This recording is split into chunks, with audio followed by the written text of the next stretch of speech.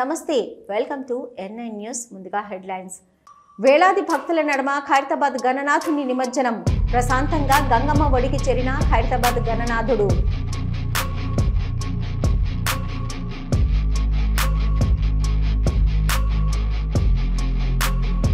BRS కు ఇబ్బంది పెట్టాలని కాంగ్రెస్ తిప్పలు ప్రజలు గమనిస్తున్నారన్న మాజీ మంత్రి కొప్పుల ఈశ్వర్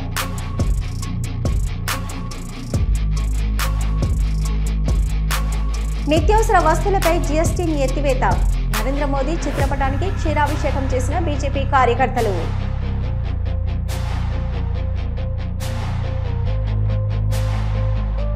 వైఎస్ జగన్ తెచ్చిన కాలేజీలను ప్రైవేటీకరణ చేస్తున్న కూటమి ప్రభుత్వం విడుదల రజని ఆగ్రహం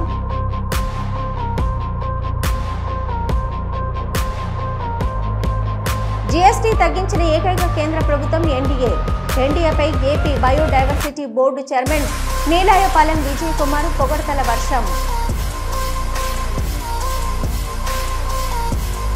మెడికల్ కాలేజీలపై జగన్ నాటకం మొదలుపెట్టిన వైసీపీ మెడికల్ కాలేజీలకు జగన్ ప్రభుత్వం చేసిందేమీ లేదన్న కొమ్మారెడ్డి పట్టాభిరామ్ చంద్రబాబు ఇన్నేళ్లలో ఒక్క మెడికల్ కాలేజీ కూడా తీసుకురాలేదు కానీ వైఎస్ జగన్ తెచ్చిన కాలేజీలను ప్రైవేటుకి కట్టబెడుతున్నారు అని అన్నారు వైఎస్ఆర్సీపీ స్టేట్ మహిళా విభాగం సెక్రటరీ కొర్ల సురీష. ఇలాంటి చేతకాని సర్కార్ను ఎందుకు ఎన్నుకున్నామా అని ప్రజలు బాధపడుతున్నారని, మీరు తీసుకున్న ఈ నిర్ణయం ప్రజల కోసమా మీ సొంత ప్రయోజనాల కోసమో రాష్ట్ర ప్రజలకు చెప్పాలని వైఎస్ఆర్ కాంగ్రెస్ పార్టీ తరపున డిమాండ్ చేస్తున్నామన్నారు కొర్ల సురీష. అందులో 7 మెడికల్ కాలేజీలు నిర్మించి ఈరోజు అడ్మిషన్స్ కూడా జరుగుతున్నాయి. మరి చంద్రబాబు నాయుడు గారు అధికారంలోకి వచ్చిన తర్వాత ఈ 10 మెడికల్ కాలేజీలని పీపీపీ ద్వారా ప్రైవేట్ వ్యక్తులకి అప్పగించి ఒక పెద్ద కుట్రకి శ్రీకారం చుట్టారు. జగన్మోహన్ రెడ్డి గారు 5 ఏళ్ల పాలనలో 7 మెడికల్ కాలేజీలు నిర్మించగలిగినప్పుడు చంద్రబాబు నాయుడు గారు అధికారంలో ఉండి కేంద్రంతో భాగస్వాములుగా ఉండి కూడా మరి కనీసం ఒక 5 మెడికల్ కాలేజీలైనా నిర్మిస్తాము అనే భరోసా ఎందుకు ఇవ్వలేకపోతున్నారు? ఈ 14 నెలల్లో సుమారు 2 లక్షల కోట్ల అప్పులు తీసుకొచ్చారు కదా, మరి ఎందుకు మెడికల్ కాలేజీలు కట్టడానికి ప్రభుత్వం ముందుకు రావటం లేదు? అంటే మీరు తీసుకున్నటువంటి ఈ ఒక్క నిర్ణయం అనేది మీ సొంత ప్రయోజనాల కోసమా లేక ప్రజల ప్రయోజనాల కోసమా అన్న దానిపైన చంద్రబాబు నాయుడు గారు సమాధానం చెప్పాలి. అలాగే విద్యాశాఖ మంత్రిగా ఉన్న లోకేష్ గారు కూడా దీనిపైన సమాధానం చెప్పవలసిన అవసరం ఉంది. మీరు తీసుకున్నటువంటి ఈ ఒక్క తప్పుడు నిర్ణయం వల్ల కోట్లాది మంది పేద విద్యార్థులు దశాబ్దాల పాటు విద్యకు దూరమైనటువంటి పరిస్థితి ఏర్పడుతుంది. అలాగే అనారోగ్యంతో ఉన్నటువంటి పేద ప్రజలు లక్షలు ఖర్చు చేయలేక అనారోగ్య బారిన పడి ప్రాణాలు కోల్పోయినటువంటి పరిస్థితి ఏర్పడుతుంది. మీ నిర్ణయం వల్ల రాష్ట్రంలో ప్రజలకి మీరు ద్రోహం చేస్తున్నారు. ఈ ఒక్క నిర్ణయం వల్ల రాష్ట్ర ప్రజలు ఎంతగానో నష్టపోయే పరిస్థితి ఏర్పడుతుంది. దయచేసి మీరు తీసుకున్నటువంటి నిర్ణయం అనేది తక్షణం ఉపసంహరించుకోవాలని రాష్ట్ర ప్రజల తరఫున అలాగే వైఎస్ఆర్ కాంగ్రెస్ పార్టీ తరఫున మేము గట్టిగా డిమాండ్ చేస్తా ఉన్నాం. గత 50 సంవత్సరాలలో జీఎస్టీని తగ్గిస్తామని చెప్పినా ఏదైనా ప్రభుత్వం ఉందంటే అది ఇప్పటి ప్రభుత్వమేనని అన్నారు AP biodiversity board chairman Neelayapalem Vijay Kumar. చాలా వాటికి పన్నులు పెంచడమే చూసాం కానీ మొదటిసారిగా పెద్ద ఎత్తున పన్నులు తగ్గించడం చూస్తున్నామని అన్నారు. మనం ఇప్పుడు కొత్త రాష్ట్రం, మనం బ్రహ్మాండమైన దాని కన్స్ట్రక్షన్ వర్కులు చేస్తున్నాము. కొత్త వాళ్ళు ఆంధ్రప్రదేశ్లోకి వస్తున్నారు. వాళ్ళందరికీ ఫ్లాట్లు కావాలి, దాన్ని ఉండడానికి ఇల్లు కావాలి, ఈ అపార్ట్మెంట్లు కట్టాలి. దీంతో కన్స్ట్రక్షన్ ఖర్చు తడిసి మోపెడవుతుంది మనకు. సో ఈ కన్స్ట్రక్షన్ ఖర్చు తగ్గడం మనకు అత్యవసరం ఆంధ్రప్రదేశ్ సంబంధించినంత వరకు. దీంట్లో సిమెంట్ మీద ట్యాక్స్ తగ్గింది. సో ఇల్లు కట్టుకునే వాళ్ళు సంతోషంగా ఇల్లు కట్టుకోవచ్చు. సిమెంట్ మీద ట్యాక్స్ తగ్గింది. కన్స్ట్రక్షన్ వస్తువులు మార్బుల్ కావచ్చు, గ్రానైట్ కావచ్చు, టైల్స్ కావచ్చు, వీటన్నిటి మీద కనీసం పక్షంలో 3 నుంచి 4.5% ట్యాక్స్ అనేది తగ్గుతోంది on the whole. So construction ఖర్చు కనీసం 5% వరకు దాన్ని తగ్గే అవకాశం ఉంది ఓవరాల్ మీద. సో దీనివల్ల కొత్త డెవలపర్స్ వస్తారు. సొంతంగా ఇల్లు కట్టుకునే వాళ్ళకి ఖర్చు తక్కువ అవుతుంది. ఆన్ ది హోల్ కన్స్ట్రక్షన్ ఖర్చు తగ్గడం వల్ల ఆంధ్రప్రదేశ్కి ఖచ్చితంగా లాభం జరుగుతుంది. మెడికల్ కాలేజీలపై జగన్ నాటకం మొదలుపెట్టారు వైసీపీ వారంటూ ఎద్దేవా చేశారు AP స్వచ్ఛంద్ర corporation chairman Kommareddy Pattabhiram. Jagan హయాంలో 17 కాలేజీలు శాంక్షన్ అయితే వాటికి 8,450 కోట్లు అడ్మినిస్ట్రేటివ్ శాంక్షన్ ఉంటే కేవలం 1,451 కోట్లు మాత్రమే ఖర్చు చేశారని తెలిపారు. కాంట్రాక్టర్లకు ఇవ్వాల్సింది మరో 300 కోట్లని కానీ మీరు ఏదో గొప్పగా మెడికల్ కాలేజీలను తెరిచినట్లు చెప్పుకుంటున్నారు వైసీపీ వారని విమర్శించారు కొమ్మారెడ్డి పట్టాభిరామ్. అందరికి నమస్కారం. ఎన్డీఏ ప్రభుత్వం రాష్ట్రంలో అధికారంలోకి వచ్చిన దగ్గర నుంచి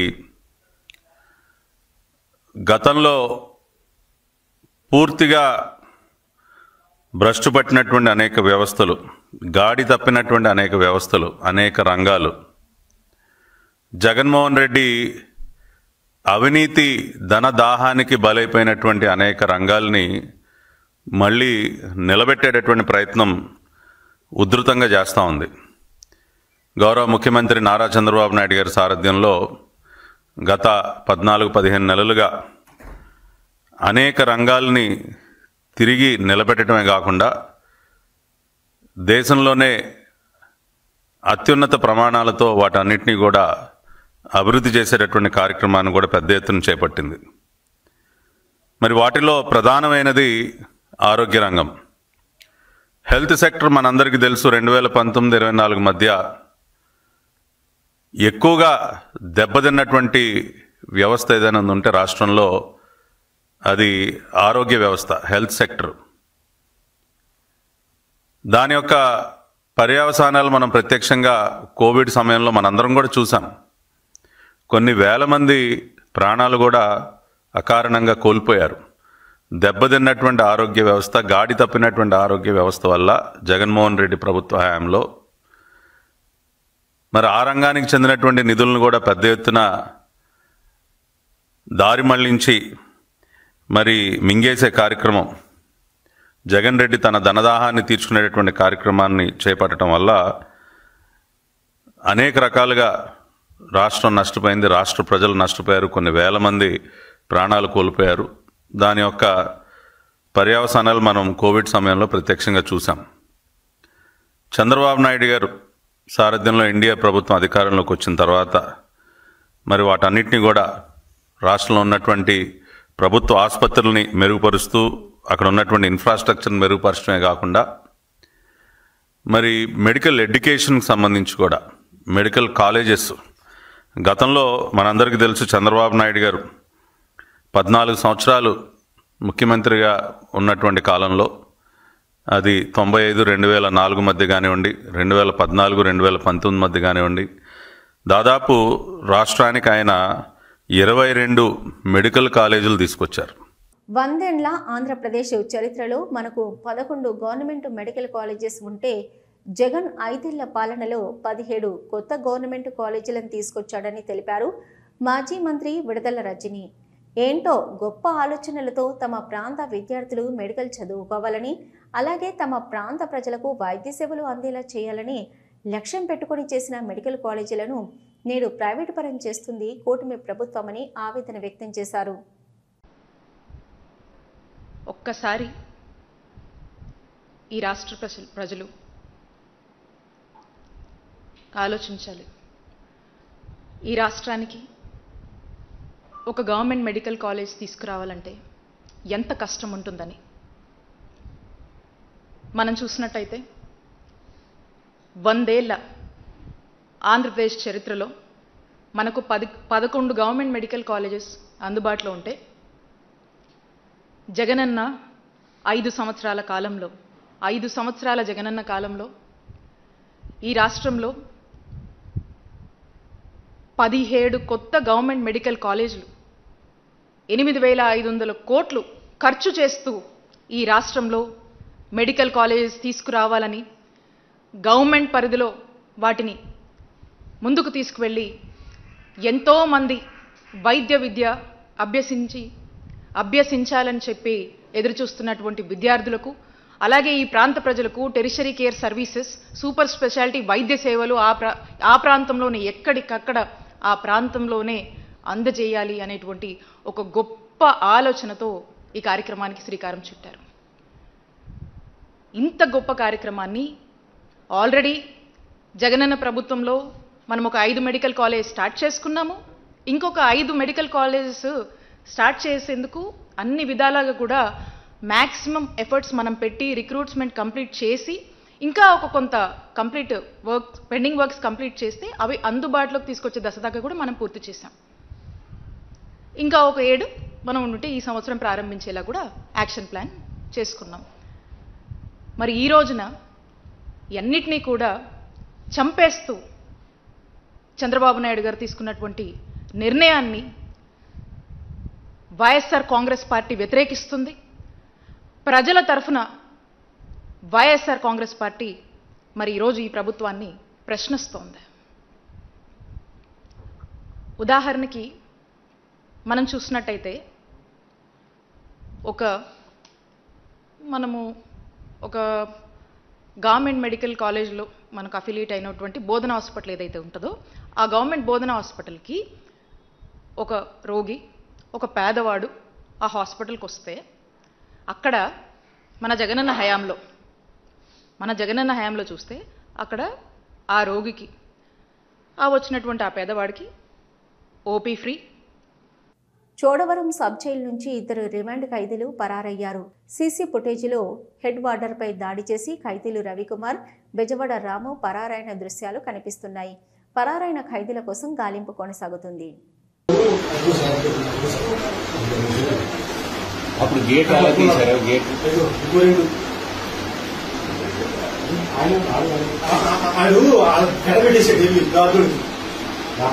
మనోడు బాగానే రిటాలియేషన్ ఇచ్చాడు.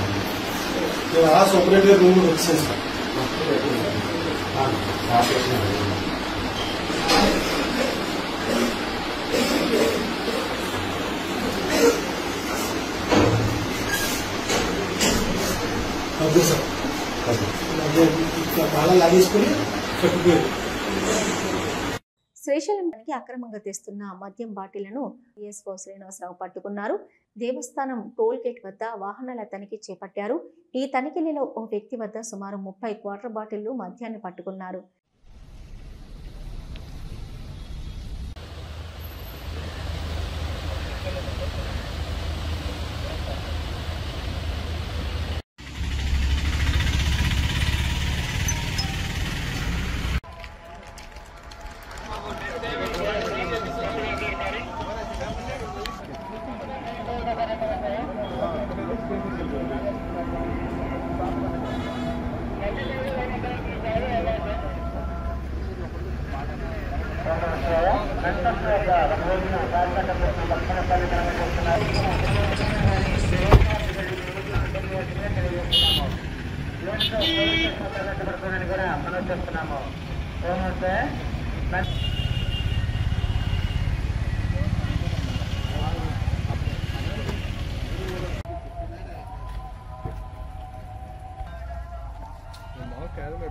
క్యాజువల్గా పోసి అంతే అలా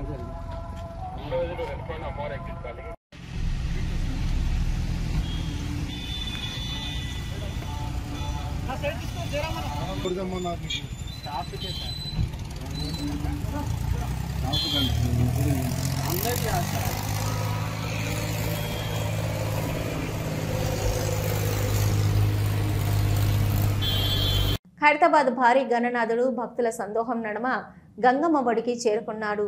దారి పొడవునా గణనాథుని చూసేందుకు భక్తులు చేరుకున్నారు. ఎటువంటి అవాంఛనీయ సంఘటనలు జరగకుండా పోలీస్ సిబ్బంది పకడ్బందీగా వ్యవహరించారు.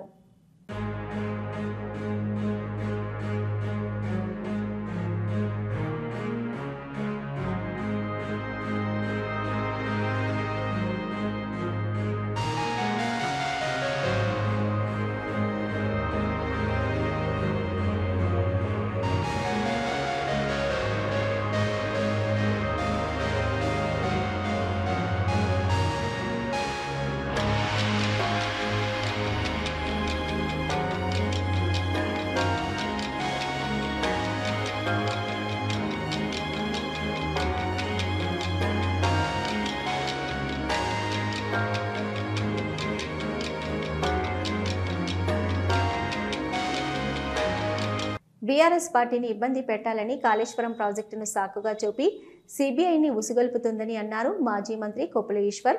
ఇచ్చిన హామీలను నెరవేర్చకుండా మోసపూరిత పాలనతో కాంగ్రెస్ కొనసాగుతుందని విమర్శించారు ఆయన. అన్ని వర్గాల ప్రజలు కూడా తీవ్రమైన అసంతృప్తితోటి ఈ ప్రభుత్వం పైన ఉన్నారు. ఆ తరుణంలో మరి ఈ 42% బీసీ రిజర్వేషన్ అని బీసీలను కూడా మోసం చేసేటువంటి ప్రయత్నం ఘోరంగా జరిగింది, విఫలమైపోయింది. కాళేశ్వరం ప్రాజెక్టు బదనాం పైన కూడా మొన్న అసెంబ్లీలో ఏదో చేయబోయి ఎల్లెలకల పడ్డట్టుగా వాళ్ళ తప్పు ఏ విధంగా ఉన్నదనేది ప్రజల ముంగట బట్టబయలైపోయింది. కాబట్టి ఈరోజు ఎలక్షన్లు పెట్టేటువంటి ధైర్యం కూడా కాంగ్రెస్ పార్టీకి లేదు. ఒకవేళ ఎలక్షన్లు పెట్టినా ప్రజాకోర్టులో వాళ్ళకు చెంపదెబ్బ తప్పదనేది కూడా వాళ్ళకు అర్థమవుతూ ఉంది. మరి ఈ తరుణంలో బీఆర్ఎస్ పార్టీని మరొకసారి కాంగ్రెస్ పార్టీ పైన, కేసీఆర్ గారి నాయకత్వం పైన ఎంత నమ్మకం, విశ్వాసం ప్రజల్లో ఉందో ఈ ఉత్సాహాన్ని చూస్తేనే మనకు కనబడతా ఉంది. రానున్న కాలంలో ఇదొక్క బుగ్గారంతో ఆగదు. పెద్దపల్లి జిల్లా కాల్వ శ్రీరాంపూర్ మండలంలోని మాల్యాల గ్రామ పరిధిలోని జగ్గయ్యపల్లెకు చెందిన కుమార్ మాల్యాలలో 4 ఎకరాల వ్యవసాయ భూమి కౌలుకు సాగు చేస్తున్నాడు. 2 ఎకరాల వరి, 2 ఎకరాల పత్తి పంటతో పాటు మొక్కజొన్న పంట సాగు చేస్తున్నాడు. పత్తి పంట ఏపుగా పెరిగి కాస్త పూత మంచిగా వచ్చింది. చేతికందే దశలో ఉన్న పత్తి పంటను కోతుల గుంపు పంటలను నాశనం చేస్తుండటంతో పత్తి పంటలో కొండంగ బొమ్మతో 4 ఫ్లెక్సీలు ఏర్పాటు చేశాడు. దీంతో కోతులు పరారవుతున్నాయని తెలిపాడు. నా పేరు కుమారు, జగ్గేపల్లి మాది. రోజు కోతుల బాధ బాగున్నదని ఈ పత్తి చేనులలో వాడుతాయి, కాయలు మొత్తం పూత నాకిరి అంతా దింపెత్తానే మండలి రగొడతాయి. ఏం చేస్తున్నానని ఆలోచించి 4 రోజుల వాటి కావులు కాసిన. ఇక వర్షపడలేక ఆలోలు ఇట్లా ఫ్లెక్స్ తెచ్చి కడితే కొంచెం తక్కువ అవుతాయి అంటే నిన్న జమ్ముకుంటే పోయి 4 ఫ్లెక్సీలు కొట్టించుకొని వచ్చి మక్క పీరియడ్లో 2 కట్టినా, పత్తిలో 2 కట్టిన కాంచెలు ఇప్పుడు వరకు అయితే ఇంకా రాలేదు. ఇక మరి గది బాధ ఉన్నది. మరి అది అత్తే 200, 300 కోతి వస్తానే మొత్తం అంగడి చేస్తానే. ఇక నోట్లోకి వచ్చిన పంట మొత్తం నాశనం అయిపోతుంది. ఇక ఆ బాధ కోసం మరి నిన్న పోయి జమ్ముకుంటే పోయి తెచ్చి నిన్న సాయంత్రం కట్టిన. ఇక వచ్చి మరి ఏనే ఉన్నాయి, అత్తయ్య లేవా అని చూద్దామని వచ్చి పత్తికనే ఉన్నా అని. నిత్యావసర వస్తువులపై జీఎస్టీని ఎత్తివేయడం పట్ల ప్రధానమంత్రి నరేంద్ర మోదీ చిత్రపటానికి క్షీరాభిషేకం చేశారు సిద్దిపేట జిల్లా బెజ్జంకి మండల బీజేపీ కార్యకర్తలు. ఇప్పటి వరకు నిత్యావసర సరుకులపై జీఎస్టీ భారంతో ప్రజలు ఇబ్బందులు పడుతున్నారని, మోదీ ప్రభుత్వం ఆ సమస్యను గుర్తించి పరిష్కరించడమే కాకుండా గృహిణులు, రైతులు, మధ్యతరగతి కుటుంబాలకు ఉపశమనం కలిగించేలా నిర్ణయం తీసుకుందని సంతోషం వ్యక్తం చేశారు.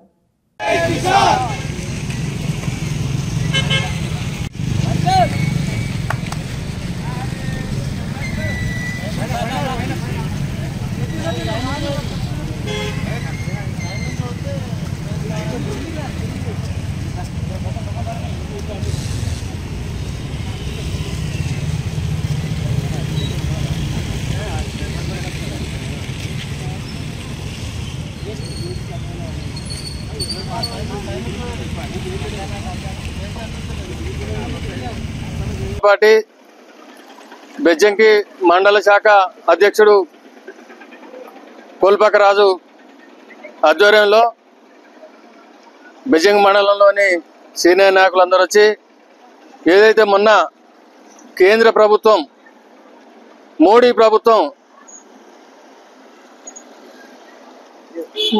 మంత్రి ఏదైతే నిర్మలా సీతారామన్ జిఎస్టీ గురించి సామాన్యునికి అంటే కిరాణంలో దొరికే ప్రతి వస్తువు, సబ్బు కావచ్చు, పేస్ట్ కావచ్చు, బ్రష్ కావచ్చు, చక్కెర కావచ్చు, నిత్యావసరాల వస్తువులు ప్రతి ఒక్కటి 0 అంటే జిఎస్టీ ఇంతకుముందు ఉండే. రేపు ఏదైతే ఈ ఆగస్టు 22వ తారీఖు నుంచి ₹1 లేకుండా 0% తోటి సామాన్యునికి అందే విధంగా భారతదేశం మొత్తానికి ఏదైతే ఇన్సూరెన్స్ కావచ్చు, ఎన్నో రకాల సామాన్యునికి అందే విధంగా సామాన్యులు అధిక సంపన్నునికి కొంచెం దగ్గరలో పోవాలంటే సామాన్యునికి అనుకూలంగా ఉండాలనే ఉద్దేశంతో చేసిర్రు. అంతకుముందు 12%, 20% ఉన్నదాన్ని ఇవాళ 5% మరియు 18% తీసుకొచ్చిర్రు. కొన్ని వస్తువులు మాత్రమే, ఏదంటే ధనికులు ఎవరైతే ఉంటారో పెద్ద పెద్ద లగ్జరీ కార్లు కావచ్చు, ఇతరతర ఏదైతే అధిక పన్నులు కట్టే దానికి సిగరెట్ గుట్కా ఏదైతే మనకు ఆరోగ్యపరంగా దెబ్బతీసే వాటికి ఏదైతే ఉంటుందో దానికి మాత్రమే 40% చేసి మిగతా వాటికి అన్నిటికీ 0% చేసిర్రు. అట్లనే 5%, 18% చొప్పున చేయడం అనేది భారతదేశం మొత్తంలో 140 కోట్ల మంది జనాభాలో 90% మందికి ఏదైతే ఈ పేదలు ఉన్నారో ఈ పేదలందరికీ లబ్ధి చేరే విధంగా చేసిరు. కాబట్టి వారికి మన బెజ్జంగి మండల శాఖ తరఫున ఏదైతే నిర్మలా సీతారామన్ కావచ్చు, అలాగే మన కేంద్ర మంత్రి బండి సంజయ్ కావచ్చు, అలాగే మన ప్రధానమంత్రి మోడీ గారికి, కిషన్ రెడ్డి గారికి, రాష్ట్ర అధ్యక్షుడు ఏదైతే రామచంద్రరావు గారికి, వీరందరికీ మేము పార్టీ తరఫున ధన్యవాదాలు తెలుపుతూ కరీంనగర్లో ఘనంగా గణేష్ నిమజ్జనోత్సవాలు ప్రారంభమయ్యాయి. నగరంలోని పాత బజార్ వద్ద ఏర్పాటు చేసిన గణనాథుడికి ప్రత్యేక పూజలు నిర్వహించి గణేష్ నిమజ్జన ఉత్సవాలు ప్రారంభం కావడం ఆనవాయితీగా వస్తుంది. 1946 నుంచి ప్రారంభమైన ఈ సాంప్రదాయం నేటికి కొనసాగుతుండడం విశేషం. కేంద్ర మంత్రి బండి సంజయ్, ఎమ్మెల్యే గంగుల కమలాకర్, ఇతర నాయకులు నిమజ్జన కార్యక్రమానికి హాజరయ్యారు. చందనం సమర్పయామి తాంబూలం సమర్పయామి హిరణ్యగర్భాజనం లక్ష్మీగదంతం శూర్పకర్ణం గజవక్త్రం చతుర్థకం పాశాం అంకుశవరదం ధ్యాయేతు శ్రీవరసిద్ధి వినాయక స్వామినే నమః. ప్రయామి విద్మహే వక్రతుండాయ ధీమహి తన్నో దంతి ప్రచోదయాత్. వరసిద్ధి వినాయకేంద్రహారం హిరణ్యపాత్రం మధో పూర్ణం దదాతి మధవ్యోసానీతి ఏకథా బ్రహ్మణ ఉపహరతి ఏకథైవ యజమాన ఆయుష్టేజోదయాతి. జయలక్ష్మీ గణపతయే నమో వాగమస్తు. జయ జయ జగదాంగతయే తుభ్యం శ్రీరస్తు. జయలక్ష్మీ గణపతయే మంగళమూర్తే జయ మంగళమేవాస్తు. గంగాధర నందన గౌరాంగ వినితురస్తు. జయలక్ష్మీ గణపతయే వేములవాడ నివాసిని విఘ్నౌఘ వినాశిని శోభకళా భూషణ లంబోదర ఘనకీశిన్. జయ లక్ష్మీ గణపతయే నమో వాగమస్తు. జయ జయ జగదాంగతయే తుభ్యం శ్రీరస్తు. జయ లక్ష్మీ గణపతయే జామి గజానన భగవాని ఉపకరణం గజవక్త్రం దివ్య మంత్రపుషేకదంత శూర్పకర్ణ గజవక్త్ర చతుర్థక పాశాం అంకుశ వరదం ధ్యాయేతు శ్రీ వరసిద్ధి వినాయకం వక్రతుండ మహాకాయ కపిత్థ జంబూ. అక్కడ వేడి శిరస్సు వంచి నమస్కారాలు చేయండి. గజానన భగవానికి వరసిద్ధి విద్వా ఇదం మే సుమంతకాంతి అంతగంతగాత్మజం అచింత్య రూపమంతహీనమంతరాయ కృందనం సృదంతరే నిరంతరం. కరీంనగర్లో ఇంటిలో ప్రతిష్ఠించిన గణేష్ విగ్రహాల నిమజ్జన కార్యక్రమంలో కేంద్ర హోంశాఖ సహాయ మంత్రి, కరీంనగర్ ఎంపీ బండి సంజయ్ కుమార్ పాల్గొన్నారు.